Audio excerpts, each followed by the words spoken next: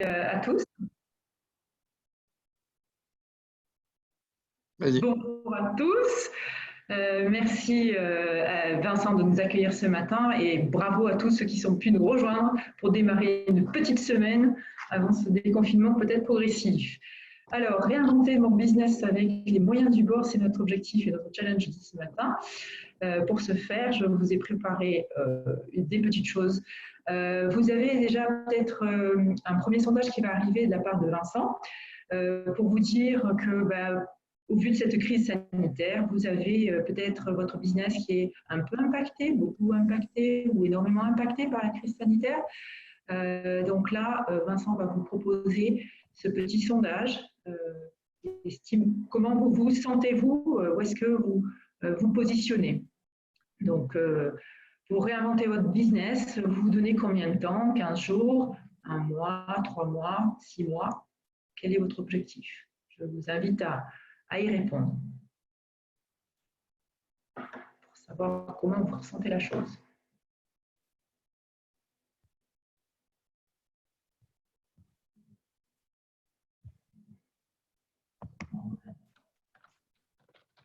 Ça restera anonyme, je crois, sans inquiétude. C'est bon? Vincent, tu as les résultats qui sont affichés?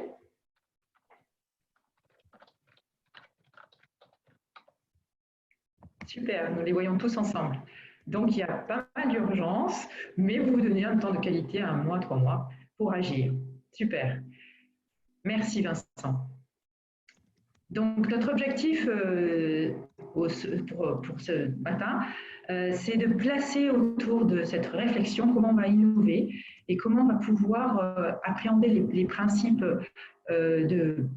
d'innovation pour que cette situation exceptionnelle, on la vive bien tous. Pour aussi, dans un deuxième temps, codéfinir comment on se capte à 1 mois ou à 3 mois, on va le faire en plaçant le business, l'activité avec l'humain au centre. Et enfin, je partagerai avec vous des tuyaux indispensables pour innover. Tout d'abord, pour commencer, vous avez peut-être envie de relever certains défis. Excusez-moi, le diapo ne continue pas à se défiler.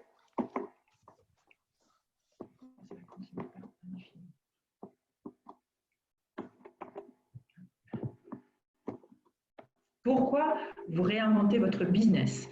Là, tu as un deuxième sondage, Vincent, qui va essayer d'évoquer pourquoi vous voulez le faire, quelles sont les raisons, quels sont vos challenges, quels sont vos défis à vous. Tu as un deuxième, vous allez avoir un deuxième sondage qui va apparaître. Votre chiffre d'affaires est impacté à 100% par la crise sanitaire, votre chiffre d'affaires est fragilisé par la crise sanitaire, ou votre chiffre d'affaires, quoi qu'il en soit, même avant la crise sanitaire, ne décollez pas. Qu'est-ce que ça donne pour chacun d'entre vous?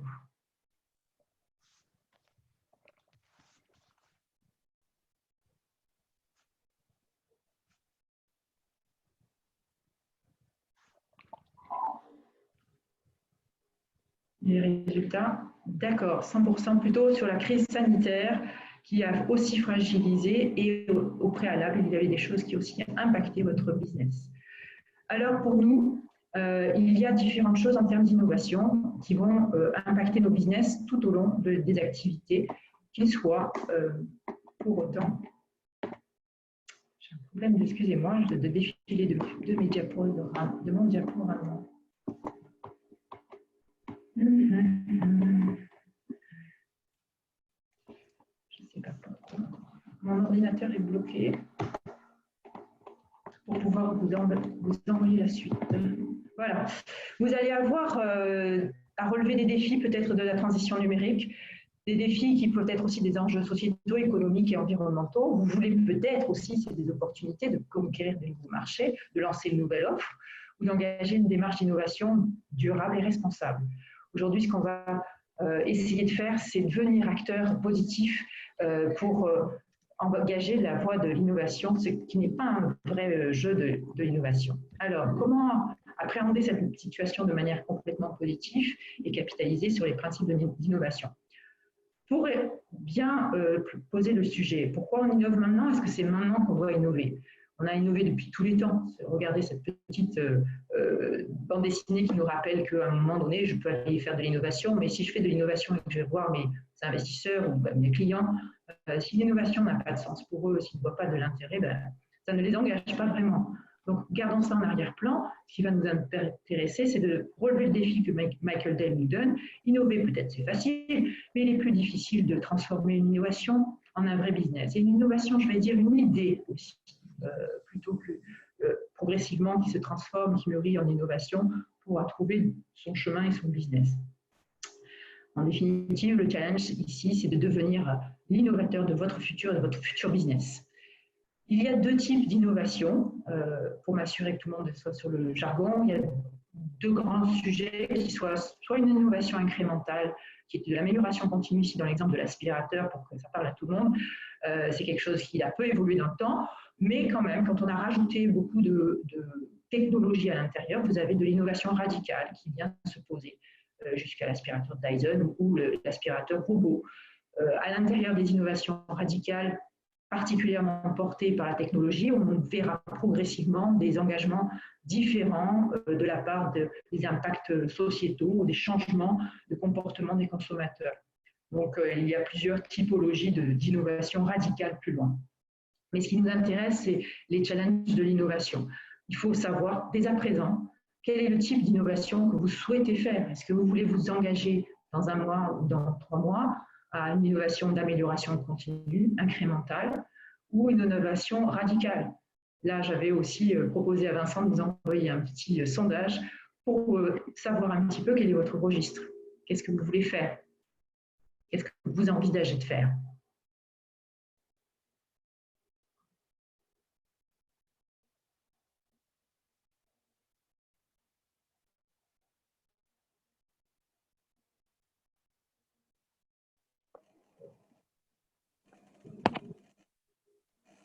Bien, donc vous voulez particulièrement engager d'améliorer l'existant de ce que vous disposez et, pour certaines personnes, aller jusqu'à de l'innovation radicale. Merci pour votre participation.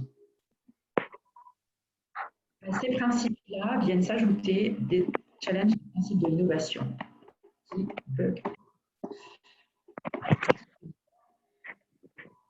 C'est peut-être ma connexion qui a de la difficulté. Pour pouvoir continuer le diaporama.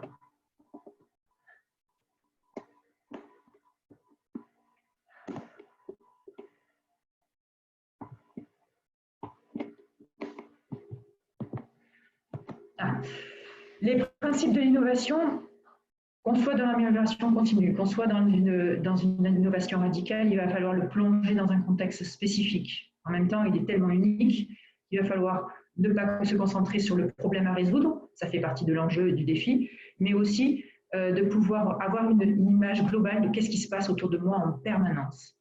Et pendant que je suis concentrée à mon innovation, quand je regarde ce qui se passe, il y a plein de choses qui sont interactives. Il va peut-être y avoir des grands moments de vide où on ne sait pas où est-ce qu'on va, on plonge dans l'incertitude et ça ajoute une pierre à tout ça, la complexité, parce qu'énormément d'informations viennent vers vous. Alors le premier sujet, c'est d'abord de créer un environnement favorable en restant focalisé sur l'unicité, sur la façon de travailler sur votre innovation d'amélioration continue pour la plupart d'entre vous, mais en même temps de regarder à l'extérieur comment ça se passe. Ça peut être au niveau local, que vous avez envie de développer votre innovation, au niveau régional, au niveau national ou au niveau européen, voire international, mondial. Il faut aller capter toutes les tendances de ce qui se passe autour de vous par rapport à votre innovation. Donc, restez focalisé, mais en même temps prendre du recul et voir dans l'ensemble ce qui se passe. Tout ça, bien entendu, vous amènera à vous apporter à des moments de doute. Il faut accepter ces moments d'incertitude. On est entre deux rives. Est-ce que mon innovation va plaire ou pas? Eh bien, parfois, certains s'appuient sur cette forme d'incertitude pour, au contraire, engager l'innovation. Et puis, il y a des moments où on sait qu'il y a des preuves qui sont démontrées par des gens qui vous montreront de l'intérêt sur votre innovation et vous allez franchir ces caps. À côté de ça, vous avez un gros challenge à relever qui est de plus en plus d'informations qui arrivent en permanence, des gens qui changent aussi, la technologie qui change de plus en plus vite, il y a besoin de connectivité, des objets qui convergent, des changements de comportement des consommateurs, et comme on le voit aujourd'hui, des vrais challenges à l'humanité dont le Covid était hélas le maître mot de cette complexité. Il va falloir assembler les puzzles de toutes ces informations pour prendre aisance à gérer l'innovation. Donc, en définitive, au récapitulatif de ces 4 sujets dans lesquels on plonge dans l'innovation, il va falloir apprendre à jongler, j'aime bien ce terme, entre ce qui se passe actuellement et ce que vous créez maintenant dans le présent à 1 mois ou à 3 mois, mais en permanence, aussi regarder un tout petit peu plus loin dans le temps, dans le futur, qui peut être votre échelle de temps de 1 mois ou de 3 mois, parce que c'est une nécessité d'avoir ces 2 temps en tête, le présent et le futur. Ça devient indispensable et c'est incontournable pour innover. La manière dont moi je le porte, c'est que vous puissiez amener une chose qui est une pierre à l'édifice, que vous soyez différent et vous porterez de l'innovation au sein de ce que vous souhaitez faire. Voilà pour le premier sujet sur les principes de l'innovation. Dans le deuxième temps, nous avons à définir le cap que nous souhaitons porter, le co-définir en plaçant l'humain au centre du business. Comment on va le faire? On va regarder ça ensemble. On a envie d'un nouveau projet, de redéfinir son business. Capitalisons sur les ressources d'innovation que l'on a à bord, c'est-à-dire quelles sont vos compétences, quelles sont les compétences de votre équipe, quels sont les moyens financiers que j'ai à bord, quels sont les moyens d'investissement que j'ai, qui peut m'aider, qui peut-être me soutenir, est-ce que c'est le réseau de Mainsoft, est-ce que c'est mes réseaux sociaux, est-ce que c'est la BPI, est-ce que c'est la région ou l'État, qui je connais. Donc tout ça va me permettre de commencer à capitaliser sur ces ressources d'innovation pour porter mes idées, les transmettre et de me mettre en mouvement. Comment je le fais? J'inscris mon rêve de porter ce nouveau projet pour répondre à une problématique et à la fois tracer la route avec la vision, comment je vois les choses se déployer. Pour autant, quand j'emmène ça, je vais commencer à écrire mon projet, je vais faire une forme d'esquisse, rédigez-le si vous le voulez sur un business plan si ça vous rassure. Vous allez progressivement le mettre en musique et peut-être poser un joli sujet qui va clore rapidement et qui va être positif.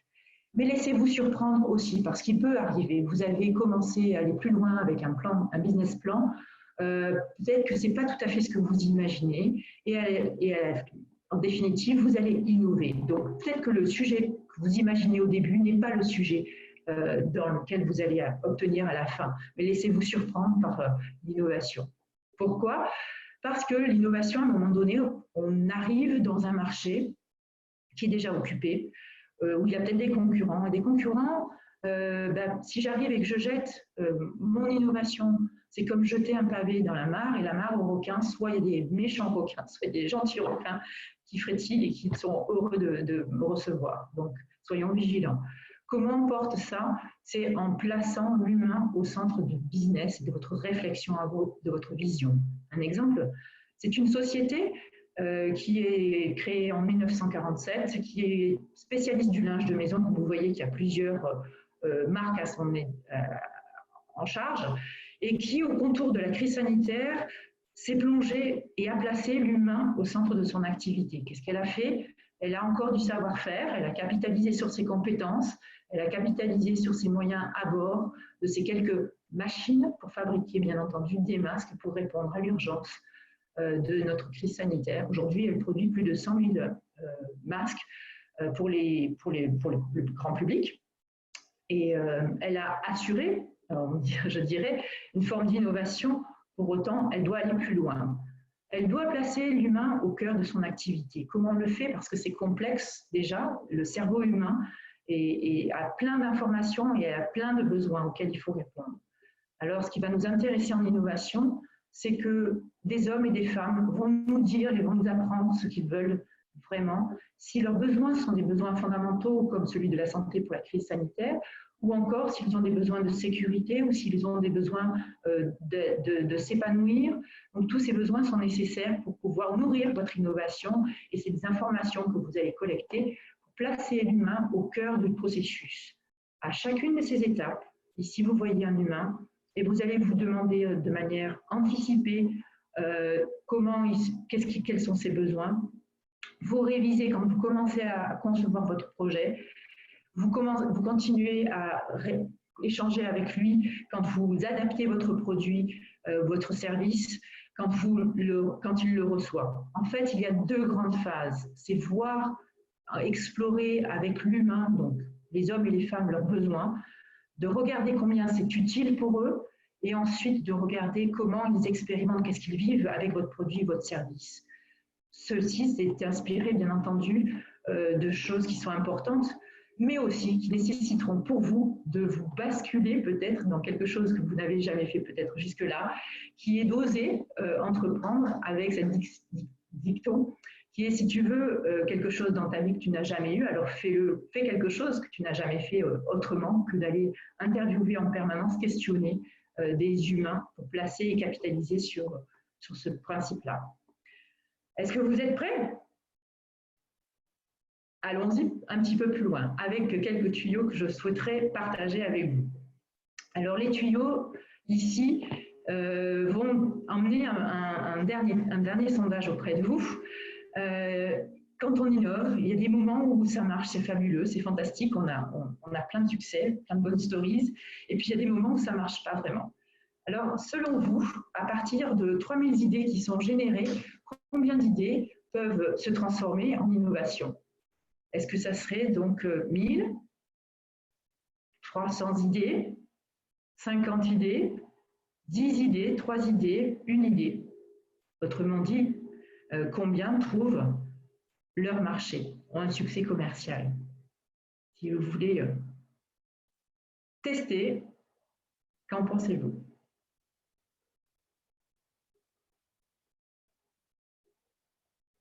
Ah, 3, 50. Il y a des optimistes qui pensent 50 ou 10. Eh bien, je ne sais pas, il y a 6% de personnes qui disent qui ont la bonne réponse. Et c'est une seule idée. Une seule idée va trouver son marché depuis 3000 idées. Donc, les personnes qui sont à 3, c'est qu'elles sont dans la phase où elles vont tester plusieurs idées avant de mettre la solution qui sera celle qui va générer du chiffre d'affaires. Bravo! Comment dans ces phases de toutes ces autres idées, j'accuse réception, mais aussi j'apprends de mes erreurs. Ça, c'est très important pour nous. Pour continuer, ici, excusez-moi, problème de connexion à nouveau.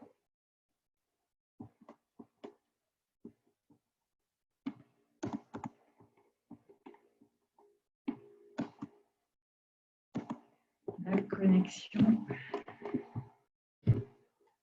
Ah, ça y est. Il va falloir co-concevoir le propos, et c'est peut-être le moment voulu de vous asseoir et de réfléchir à quel est l'objet de mon entreprise. Ici, une personne très inspirante est Simon Sinek, qui nous propose de réfléchir. Il y a un TED Talk Show que je vous inviterai à faire, à regarder 15 minutes. C'est de retravailler sur pourquoi je fais mon business avant de poser les questions comment je fais mon business et qu'est-ce que j'offre. Donc, définir le propos et le co-concevoir, vous pouvez le faire avec vos équipes. Vous allez aussi co-élaborer avec vos salariés. Si vous n'avez pas de salariés, vous pouvez le faire avec des retours de votre entourage ou des partenaires qui sont proches de votre entourage pour pouvoir innover. Allez sonder le propos, pourquoi je crée ma boîte, pourquoi je veux réinventer mon business avec ces moyens du bord. Donner du sens à ce que je fais. Aller plus loin, de co-décider la raison d'être de votre entreprise. Vous allez commencer à l'écrire, ça va redonner du sens à ce que vous faites de manière constructive. Vous allez le faire avec une force d'intelligence collective. C'est le construire ensemble qui va nourrir votre innovation. Et puis, vous allez dessiner, designer la roadmap avec un processus où on intègre complètement et on place au cœur de l'activité du réel, de la réflexion, l'humain. Et on capitalise sur l'humain à travers une méthode qui s'appelle le design thinking. On essaie de comprendre, on observe comment l'humain interagit, ça dégage des points de vue, on va passer de la créativité, on va prototyper et on va essayer des choses. Je reviens dans le détail à ces propos de design thinking qui nous aident à capitaliser sur l'humain.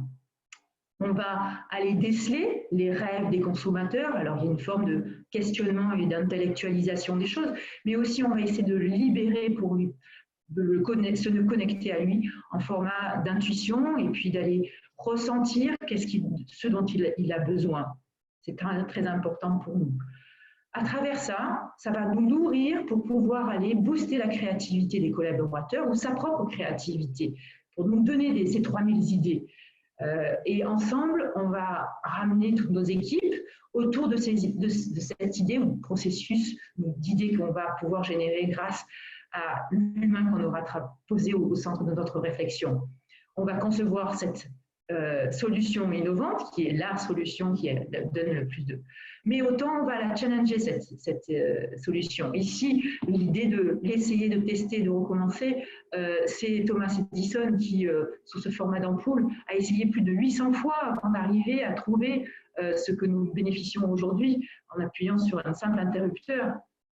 Donc, il faut essayer beaucoup de fois et puis on apprend de plein de choses. Et puis, dans le processus aujourd'hui ouvert, on mobilise ses clients, pas que les consommateurs, mais aussi on peut mobiliser ses partenaires pour apprendre avec eux, nous donner des idées, les améliorer en permanence nos idées, pour les transformer en innovations qui sont celles des innovations qui nous intéresseront.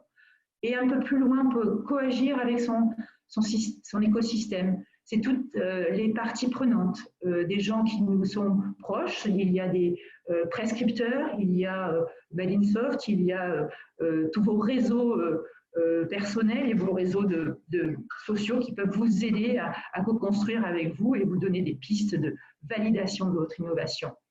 Bien entendu, de manière simple, vous pouvez commencer à faire du prototypage rapide, c'est peu coûteux. Il y a plein de sites en ligne qui vous permettront de le faire sur des applis digitales. Vous allez mettre en route, construire des briques, vous allez tester, vous allez voir si ça marche un petit peu dans ce forme de looping et de feedback, mesurer s'il y a besoin d'améliorer et comment vous allez améliorer ces choses-là. Dans le processus, n'oubliez pas qu'à chacune des étapes, revisitez, refaites un retour en arrière et ici appliquez-vous pour améliorer votre solution. C'est d'itérer, itérer en permanence, même que lorsque vous mettez sur le marché votre produit, il y a peut-être un mot dans une communication qui n'a pas été complètement intégré, donnez de nouveaux arguments, répondez, revisitez en permanence. Cette articulation, elle viendra en conclusion agrémenter la proposition de vous permettre d'intégrer le business design pour prendre appui sur 5 créations de valeur qui sont là, en bas, en quoi je suis légitime pour répondre à cette problématique. J'ai des moyens, j'ai des ressources, je sais faire, j'ai un savoir-faire, j'ai peut-être des brevets pour faire. Je suis désirable parce que j'ai placé l'humain au cœur de mon activité, j'ai échangé avec lui, je sais ce que les consommateurs, je sais ce que mes clients, je sais ce que l'écosystème, ce que le marché a vraiment besoin. Dans la faisabilité, je sais faire peut-être moi seul, ou bien encore je fais appel à des sous-traitants pour m'aider à faire. Je plonge mon innovation dans le marché, dans le secteur d'activité, et puis je regarde comment c'est accepté.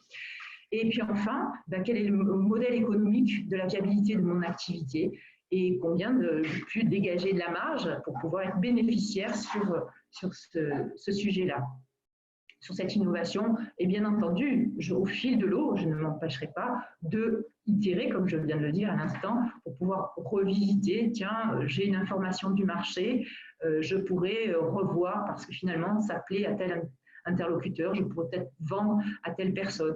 Voilà, cette méthode me permet de décider à qui je vais vendre.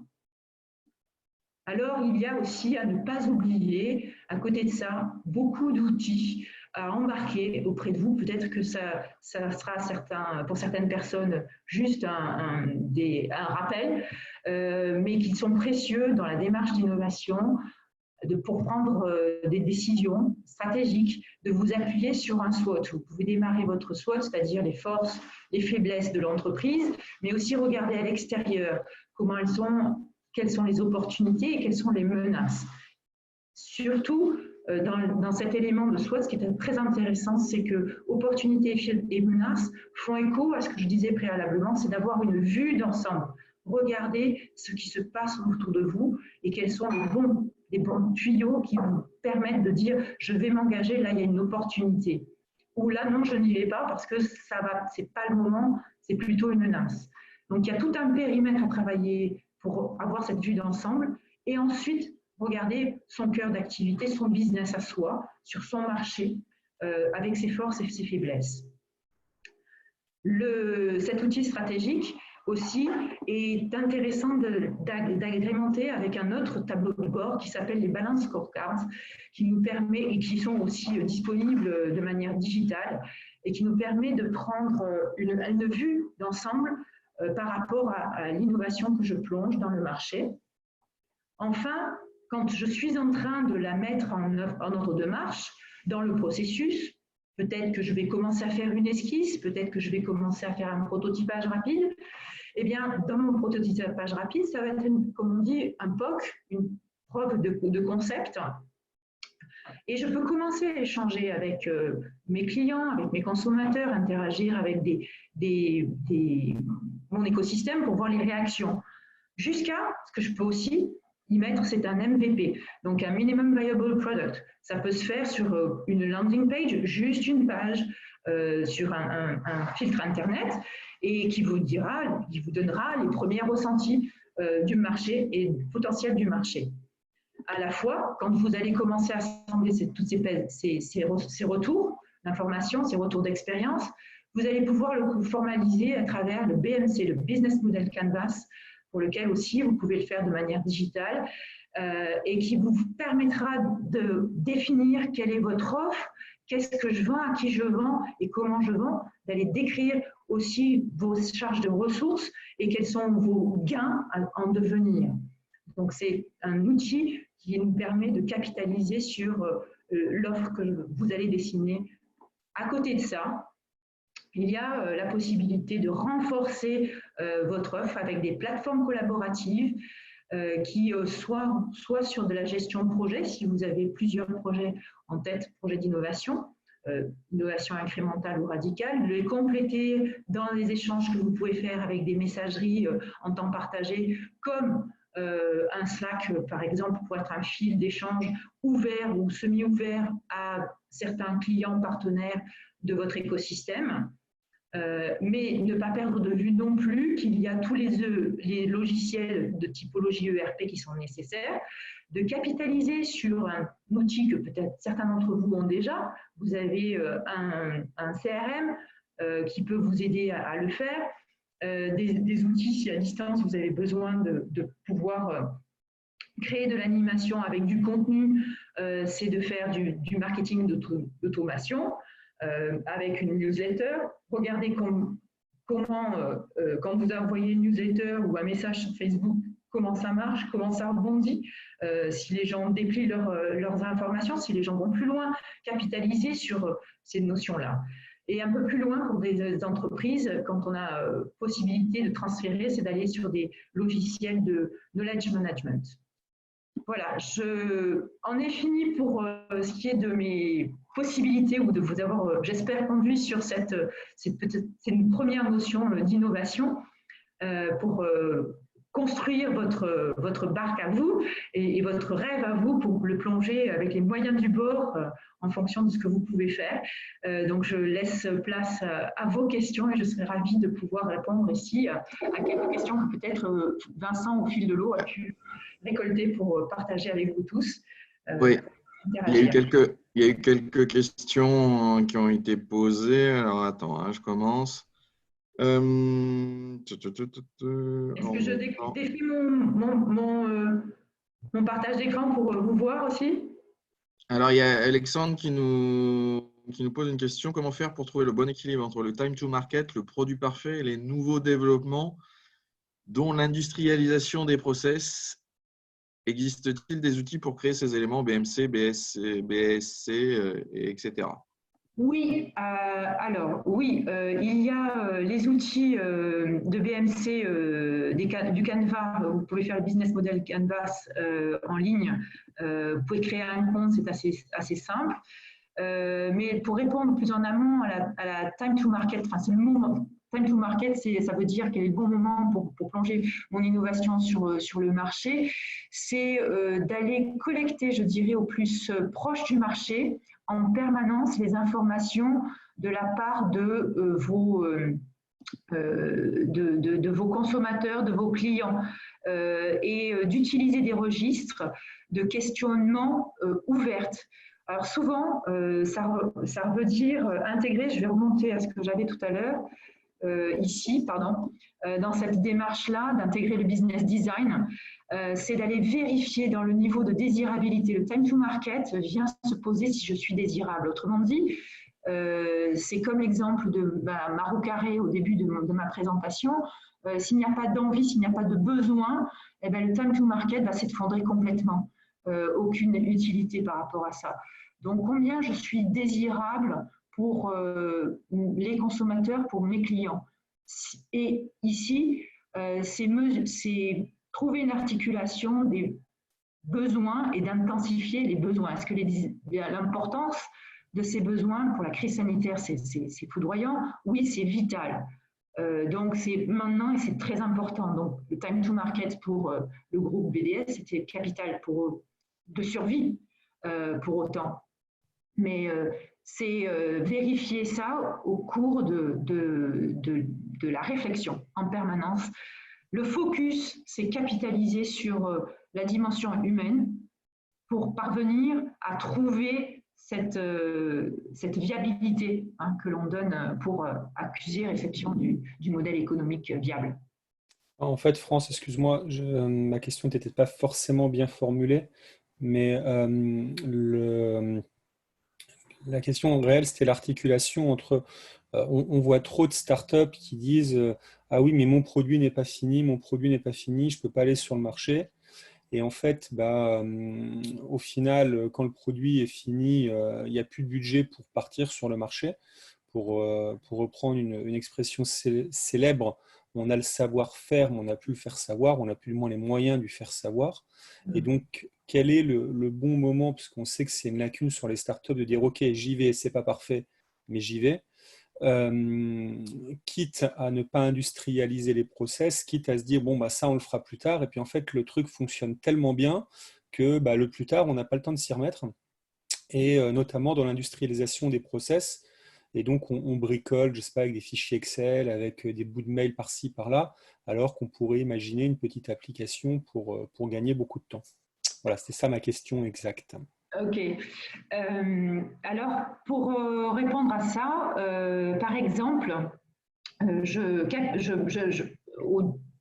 quand je réponds à une problématique et que j'ai un savoir-faire, il y a la possibilité d'utiliser juste le MVP, le Minimum Viable Product, où je montre à moindre coût. Ce sont des formats qui, si ça vous intéresse, d'aller regarder sur du lead management, où pour pas cher, on commence à montrer, à faire une petite démo de ce que l'on a. On teste et on fait un rapide test et on collecte les informations. Donc, un MVP est quelque chose d'indispensable. Ça dit ce que j'ai laissé sur l'intégration du business design ici, le permet de faire parce que dans cette méthode-là, il y a un business model Canvas, il y a de la désirabilité qui est donnée aussi pour ce faire. Donc, c'est en permanence plonger l'innovation et faire plusieurs chantiers en même temps et ne pas faire une étape après l'autre. C'est de séquencer plus en même temps et d'itérer sur chacun de ces sujets. Donc, c'est une vraie gestion de son emploi du temps où on découpe sa journée ou sa semaine avec 2 heures sur mon offre et je fais un focus sur mon savoir-faire, 2 heures sur tester le marché, comment un consommateur ou un client peut répondre à ça, 2 heures sur de la technologie, 2 heures pour aller trouver un partenaire pour le faire, etc. etc. Et donc, c'est me permettre sur un outil logiciel qui promouvoit l'itération pour garder le fil conducteur de tout ce que je fais en permanence et de le collecter sur la même plateforme afin que si j'ai plusieurs collaborateurs, tout le monde soit au courant en même temps d'informations qui se développent. Ça, c'est les messageries en temps réel. Et où, si je capte une information nouvelle, je puisse la nourrir dans ma plateforme pour pouvoir enrichir, adapter, revoir, améliorer mon offre. Voilà mes premières réponses. Il y a des personnes qui ne connaissent pas le business model Canvas. Est-ce que tu peux juste expliquer avec des mots accessibles pour les non-marketeurs et non-créateurs d'entreprise? Ok. Alors, le business model Canvas, c'est quelque chose lorsque vous avez défini la désirabilité, les cibles de vos clients à qui vous voulez parler. Vous allez adresser une offre innovante, bien spécifique à chacune de ces cibles. Et à travers ça, vous allez leur trouver le moyen de communiquer avec ces personnes. Donc, c'est cette offre, est-ce que vous allez la communiquer en face à face? Est-ce que vous allez la communiquer à travers de l'Internet ou du e-commerce? Donc, c'est ce qu'on appelle des canaux de distribution. Pour autant, à l'intérieur, et quel type de relation client vous voulez amener? Quel type de relation? Ça peut être de la fidélité, ou est-ce que c'est un one-shot que vous voulez, ou est-ce que vous voulez énormément de récurrence? Comment vous allez alimenter cette relation client, peut-être par un suivi de vente ou un SAV pour engager et faire renouveler du trafic sur un site internet. Et de l'autre côté du business model Canvas, on a les briques à construire autour des ressources. Des ressources, ce sont mes compétences, les compétences de mes collaborateurs dont j'ai besoin pour dessiner cette offre, mais aussi quelles sont les parties prenantes, quels sont l'écosystème que je connais qui pourrait être intéressé pour m'aider à le faire, quel est mon savoir-faire. Et en résultante de cette offre, avec ces clients à qui je vais adresser et mes ressources de l'autre côté, je vais pouvoir rentrer dans la moulinette, je dirais, plus comptable, qui est d'un côté combien ça me coûte pour développer et combien de temps je vais partager pour développer cette offre avec ses compétences, et de l'autre côté, combien ça va me rapporter, donc de définir quel est mon prix de vente et quelle est ma marge. Voilà, donc vous avez cette maillotique qui est open source sur le logiciel ouvert de Business Model Canvas, je crois que ça doit être un .com de mémoire, mais on pourra le rajouter après. Ok, merci France. Oui, donc c'est important pour tout le monde. C'est juste un outil qui permet de visualiser et de poser les choses et de les organiser. Il faut quand même avoir les idées, ça ne sort pas les idées toutes seules.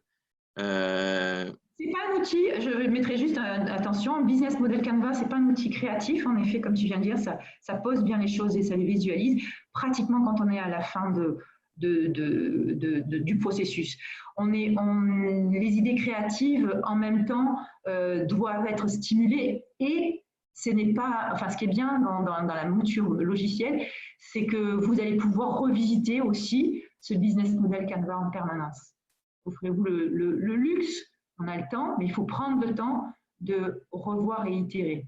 C'est très important parce qu'après, on est bien en tête et on oublie, on se dit, ça y est, c'est figé comme un business plan. C'est jamais figé, un business plan, un business model n'est jamais figé aussi parce qu'on croise des données, parce qu'il y a des challenges différents de l'humanité, parce qu'il y a de la technologie qui arrive ou pas, ou qu'il y a des réactions des consommateurs qu'il faut prendre en considération. Okay. Je vais demander à ce que chacun puisse prendre la parole à l'oral.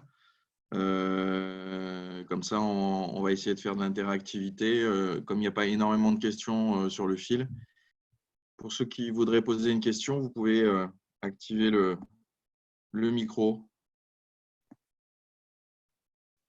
En attendant, il y a Alexandre qui dit « Beaucoup de startups font des pivots. Comment s'articule-t-il dans ces process ?» les pivots de solutions, de services? Ouais, c'est parce que certainement, ils ont eu du conseil, ils n'ont pas été seuls en cheminant, ils se sont fait accompagner par des personnes extérieures, soit des mentors, soit des consultants, soit des cabinets plus spécialisés.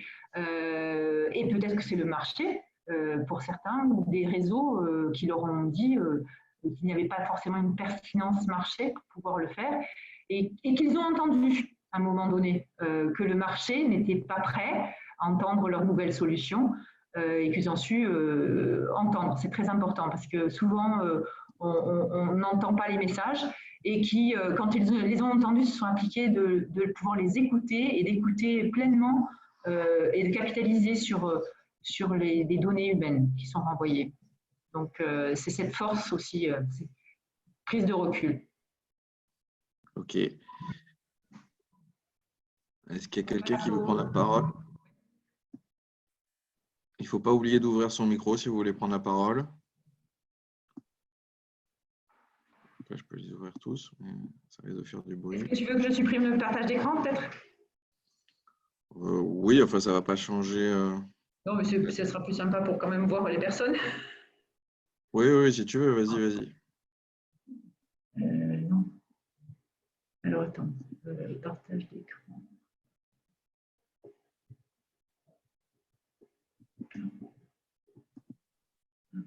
Est-ce qu'il y a des questions qui arrivent? Ouais, les questions. Je vais reprendre la parole pendant que les gens réfléchissent à leurs questions. Excusez-moi. Plusieurs fois, France a fait appel à Made in Soft, au réseau de Made in Soft. Donc oui, Made in Soft est aussi là pour vous aider à innover. Je vais reprendre certains mots que France a à citer comme les mentors.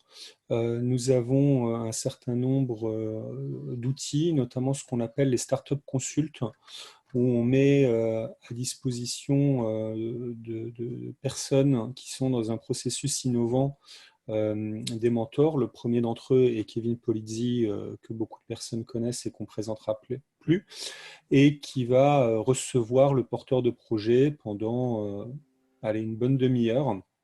Et très souvent, quand les gens ressortent de ça, ils ont pivoté, comme tu le disais à l'instant, ou ils ont une autre vision de leur business model, ou ils ont une autre vision de plein d'éléments.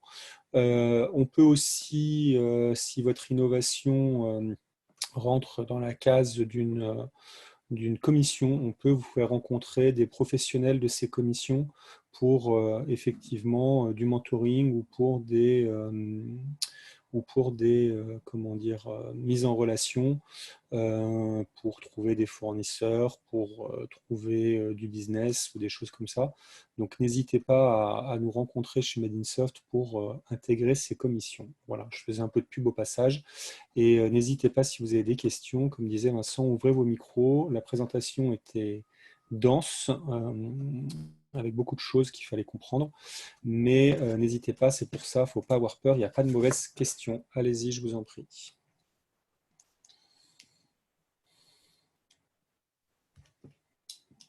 A priori.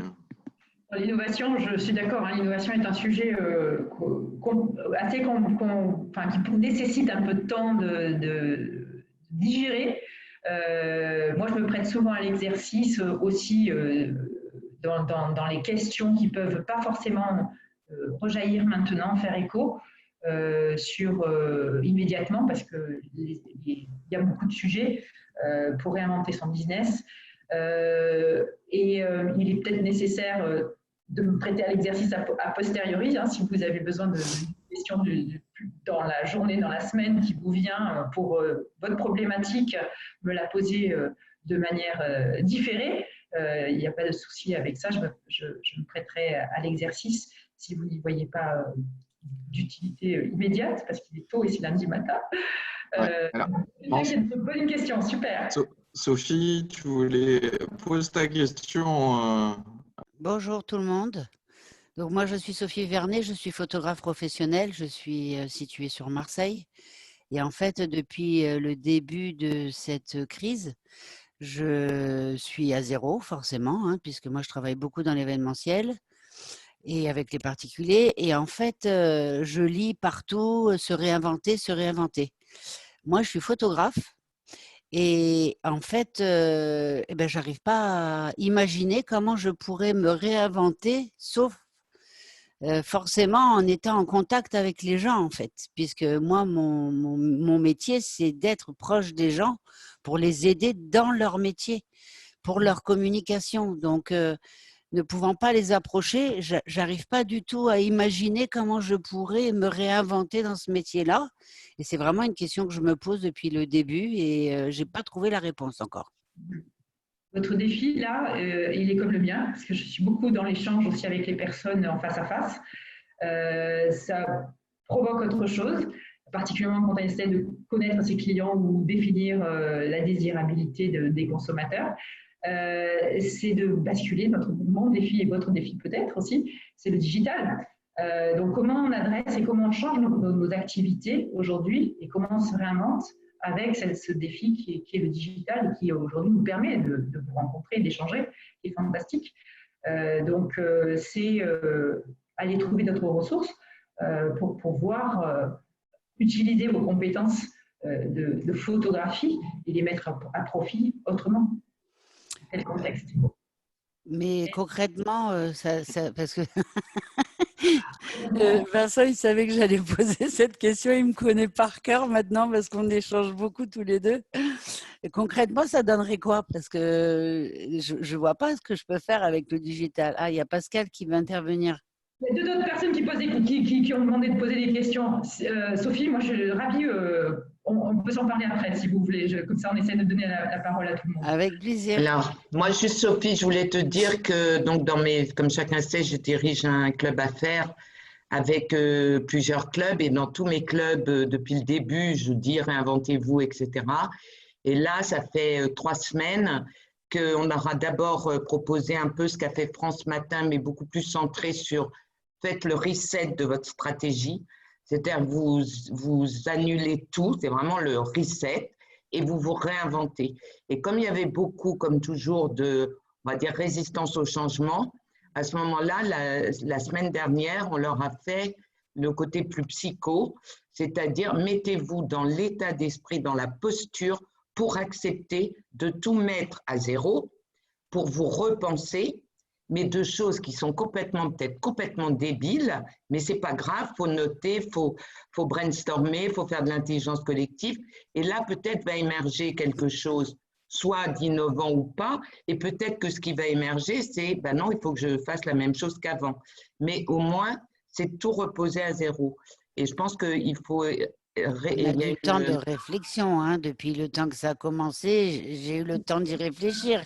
Mais il faut vraiment se remettre dans j'invente des choses complètement bizarres. Mais après, voilà, chacun, c'est pas moi qui te donnerai la solution pour ton métier. Mais merci beaucoup pour ce témoignage parce que je vois qu'elle pointe depuis tout à l'heure. Voilà. Je vais rebondir sur le fait que, en effet, c'est ce que souvent je prône quand je suis avec des clients. Ce besoin, et le mot est très juste, hein, c'est de faire un reload carrément, parce qu'il va falloir déformater, il va falloir imaginer des scénarios différents, et là, on va éveiller la créativité pour soi, et il faut mettre vraiment de côté les choses, parce qu'on n'a pas tous la même capacité à accepter le changement, et particulièrement dans quelque chose qui nous est imposé. Donc, il faut réveiller la créativité parce qu'on est tous créatifs et qu'il faut se frotter très loin, il faut se repousser dans des retranchements et en collectif, ça aide beaucoup. Merci. Virginie, si vous voulez poser une question? Oui, bonjour. Virginie Lecomte de la Maison de l'Emploi de Marseille. Donc, c'est un profil un peu atypique parce que je ne suis pas une entreprise privée. Pour autant, on a des partenaires, on a des financeurs et notamment dans le cadre de nos missions sur tout ce qui touche à la mobilité, on doit organiser beaucoup d'événements chaque année, le village de la mobilité, les forums de l'emploi, des choses comme ça. Or, le contexte fait que les rassemblements de personnes, et là je rejoins forcément tout le secteur de l'événementiel.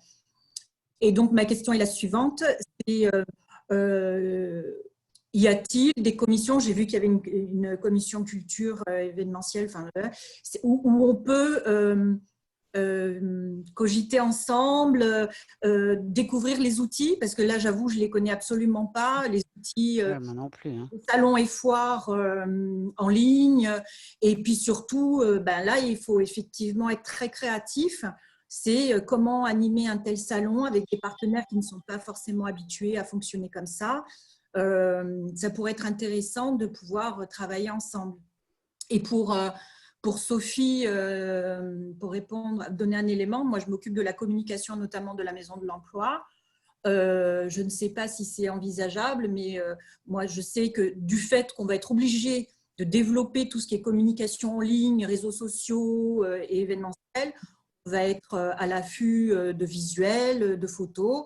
Donc c'est aussi pouvoir proposer, peut-être vous le faites déjà, une banque d'images à disposition des entreprises, une autre façon de commercialiser vos services en prenant des photos pas spécifiques à une entreprise et à un produit, mais peut-être un peu plus génériques qui permettraient d'alimenter les sociétés qui vont de toute façon être obligées de développer une communication numérique un peu plus intense.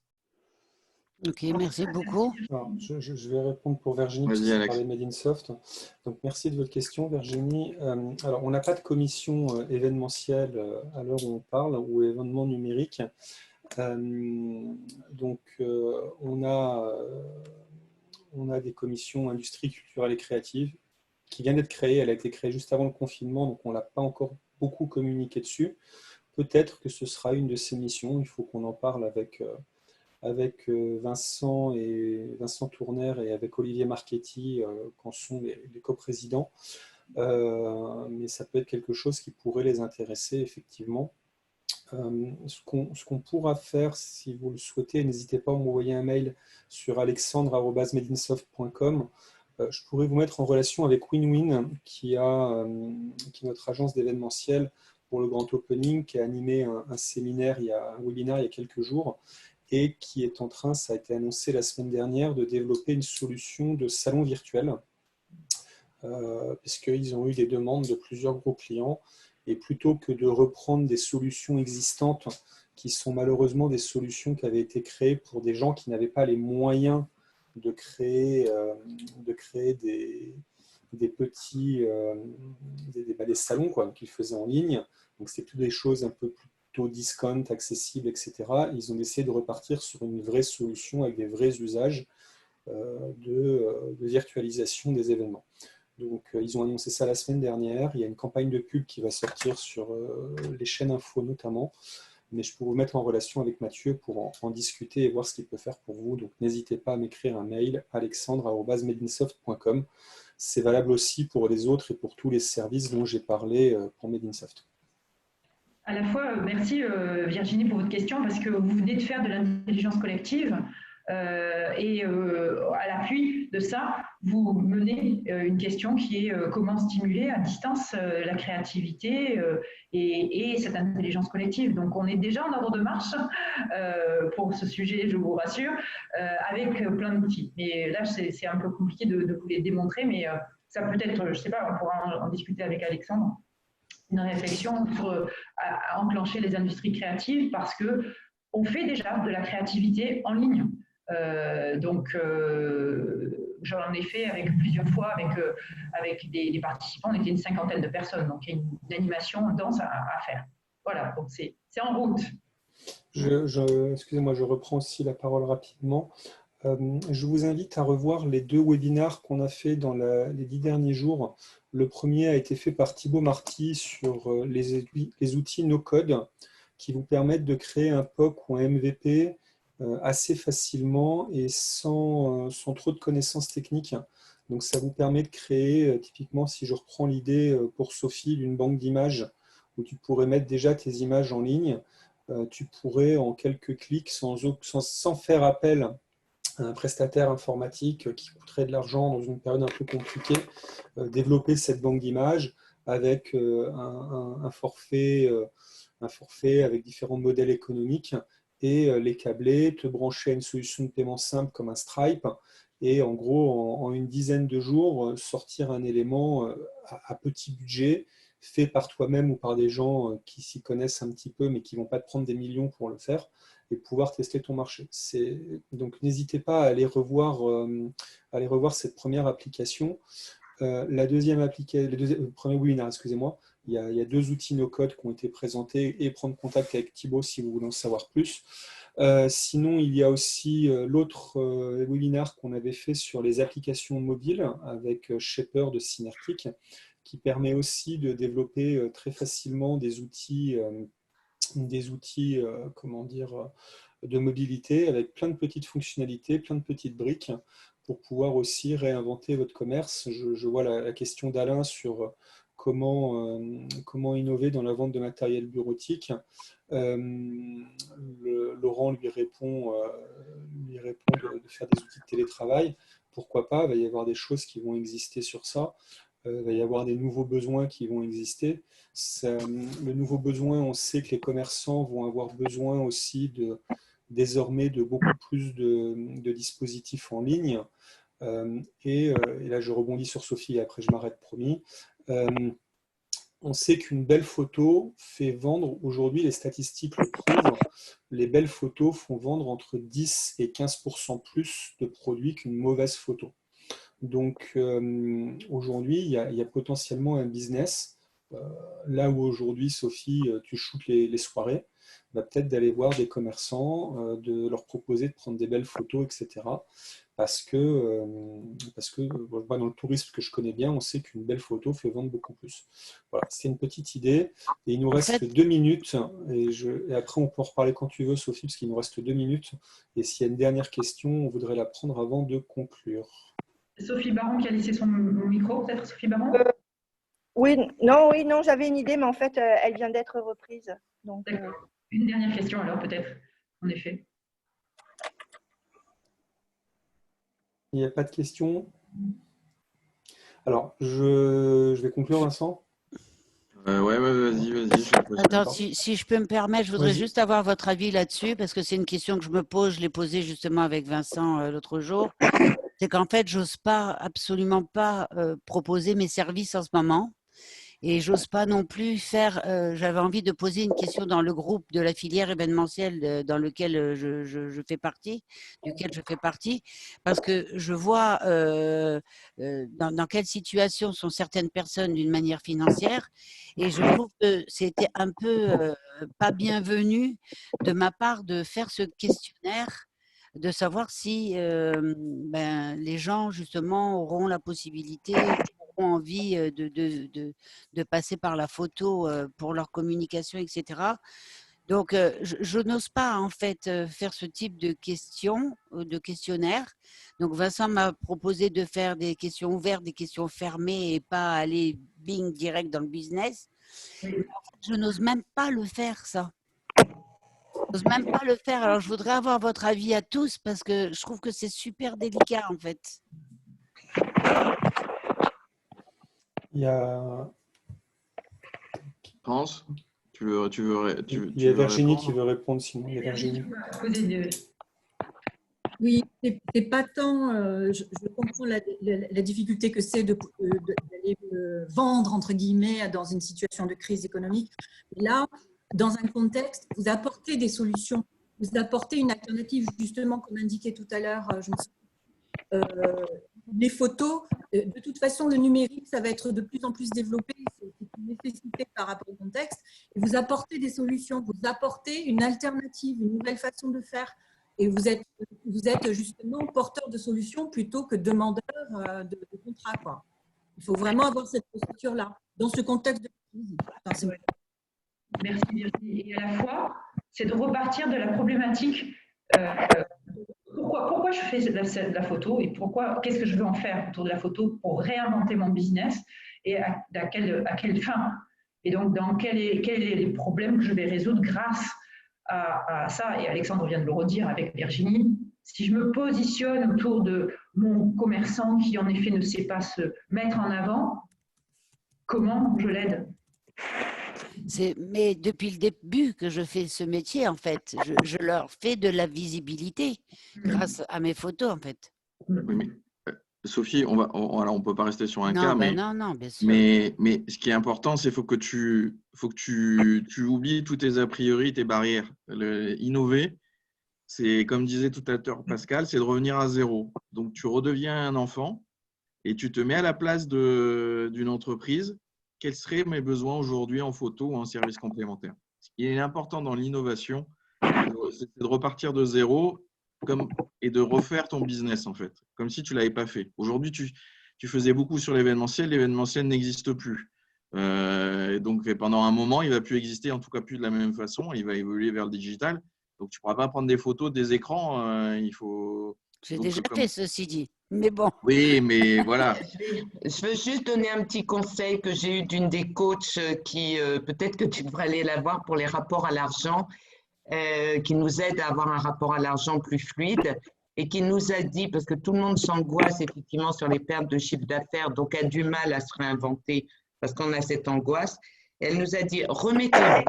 Il y a 1 an, 2 ans, 10 ans, quand vous avez créé votre entreprise, dans le même état d'esprit où vous partiez complètement la fleur au fusil, comme on dit, et sans a priori, vous étiez complètement dynamique, motivé, impliqué. Vous étiez sûr, comme le dit, je ne sais plus quel, je crois que c'est Mark Twain, ils ne savaient pas que c'était difficile, ils l'ont fait, mais c'est de se remettre dans ce même état d'esprit où on était complètement excité, dans un bon état d'esprit, et là, pour pallier un peu à ce que je comprends, hein, tes problèmes, pour aller interroger, et puis effectivement, comme a dit je ne sais plus qui, dis-toi que tu leur apportes un service. Et c'est ça la vente, hein. Ce n'est pas de proposer un produit, c'est de répondre à un besoin. Et à la fois, c'est tout à fait normal, hein. On a tous des freins pour innover. Donc, il faut en accuser réception et aller au-delà. Mais bien se repositionner à la question de pourquoi je le fais. Moi, je suis passionnée d'innovation, hein. Si j'ai créé une boîte il y a plus de 12 ans, c'est parce que c'est l'innovation, que j'adore ça et que je suis toujours très curieuse d'aller chercher des informations et en permanence d'en apporter, pour moi, pour grandir, pour faire grandir mes clients, pour faire grandir la société, mon entourage et Made in Soft avec. Donc, c'est en permanence, qu'est-ce qui m'anime autour de ça, qui va rentrer je dirais, en consonance avec mes consommateurs, avec mes clients. C'est ça qui va être. Parfait, merci à tous. Beaucoup. Ça va être l'heure de conclure. On a quelques minutes de retard, mais on n'est pas encore loin. Donc, André ayant dû nous quitter, je vais faire la conclusion globale. André étant le président de Made in Soft, pour ceux qui ne le connaissent pas. Donc, merci à tous d'être venus. Merci France et Vincent pour respectivement le contenu et l'animation. 2 derniers rendez-vous webinaires cette semaine. Mercredi matin, 8h30 avec William Roy sur redesigner son entreprise. On va rester dans le coaching. On va penser valeur, relation avec ses salariés, relation, qu'est-ce que je veux faire de ma boîte, qu'est-ce que je veux qu'on dise sur ma boîte, comment je veux qu'on vive dans ma boîte, etc. Donc 8h30 lundi matin. Inscription, vous avez tout sur Facebook Made in Soft. Et jeudi à confirmer, mais c'est bien avancé, sur le financement de l'innovation. Je dis pas forcément le financement des startups, donc complémentaire de ce que disait France à l'instant, de tout ce qu'elle nous a dit depuis 1 heure. Donc comment je finance mes innovations, donc plutôt orienté sur des sociétés qui ont déjà du chiffre d'affaires, qui ont déjà des bases de clientèle, et comment faire pour leur permettre de financer les nouvelles innovations, d'aller sur le marché, etc. Donc plus vite et plus rapidement. Voilà, donc encore un grand merci à tous. N'hésitez pas à revenir vers nous sur Made in Soft, donc communication à madeinsoft.com si vous avez des questions, ou sur le site web. Et je vous dis à mercredi pour ceux qui seront disponibles. Excellente journée à tous. Merci beaucoup. Merci. Au revoir. Bonne journée, bonne semaine. Au revoir. Au revoir. Au plaisir.